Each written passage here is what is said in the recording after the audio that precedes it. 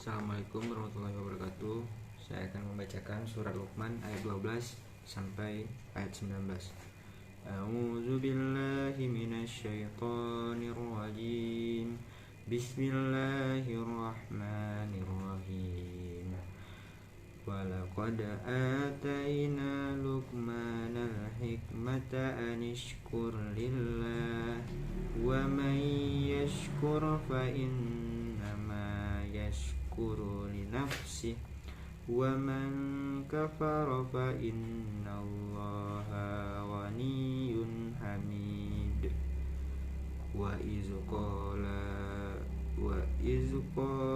Luqmanu libnihi wa huwa ya'izuhu ya bunayya la tusyrik billah inna syirka la zulmun azim. Wa wassaynal insana biwalidayhi hamalathu ummuhu wahnan ala wahnin wa fisaluhu fi amaini an ishkur li wa liwalidayk ilayyal masir. Wa in jahadaka ala an tusyrika bima laysa laka bihi ilmun fala tuti'huma wa sahibhuma fid dunya ma'rufa wattabi' sabila man anaba ilai summa ilayya marji'ukum fa unabbi'ukum bima kuntum ta'malun. Ya bunayya innaha in taku misqala habbatin min khardalin fatakunu fi saghratin aw fis samawati aw fil ardi ya'ti bihallah innallaha latiful khabir. Ya bunayya aqimis sholata wa'mur bil ma'rufi wanha 'anil munkari fasbir 'ala ma asabak inna zalika min azmil umur. Wala tusa'ir ghaddaka linnasi wala tamshi fil ardi maraha innallaha la yuhibbul kulla mukhtalin fakhur. Waqsid fi masjika waghdud min sawtik inna ankaral aswatil sawtul hamir. Sadaqallahul azim.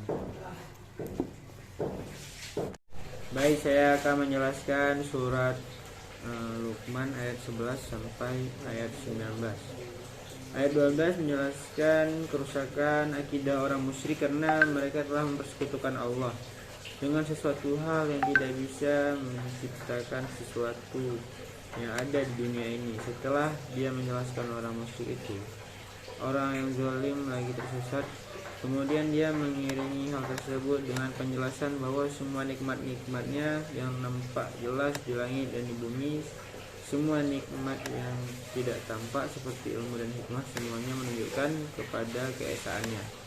Dan sesungguhnya Allah telah memberikan hal tersebut kepada sebagian hamba-hambanya seperti Luqman, yang mana hal-hal itu telah tertanam secara fitrah di dalam dirinya tanpa ada seorang nabi yang membimbingnya, dan pula tanpa ada seorang rasul yang diutus kepadanya. Dan sesungguhnya Allah telah memberikan hikmah kepada Luqman, yaitu ia selalu bersyukur dan memuji kepadanya atas apa yang telah diberikan kepadanya dari karunia-Nya, karena sesungguhnya hanya kepada Allah lah yang patut untuk mendapat pujian dan syukur itu. Kemudian ayat 13, bahwa di dalam ayat ini menjelaskan tentang pengalaman hikmah oleh Luqman serta pelestariannya kepada anak-anaknya. Hal ini mencerminkan kesyukuran beliau atas anugerah yang telah diberikan kepadanya, kepada Nabi Muhammad SAW, atau siapa saja yang diperintahkan untuk merenungkan anugerah Allah Subhanahu wa taala kepada Luqman serta mengingatkan orang lain. Ayat ini berbunyi dan ingatlah ketika Luqman berkata kepada anaknya dalam keadaan dia dari saat ke saat menasihatinya bahwa, wahai anakku sayang, janganlah engkau mempersekutukan Allah dengan sesuatu apapun, dan jangan juga mempersekutukannya sedikit, mempersekutukan apapun lahir maupun batin. Kemudian yang ke-14, bahwa Allah memerintahkan kepada hambanya agar berbakti dan bertaubat kepada kedua orang tuanya, karena sesungguhnya ibunya telah mengandung dalam keadaan lemah ditambah kelemahan si janin, kemudian setelah lahir menyusuinya selama 2 tahun.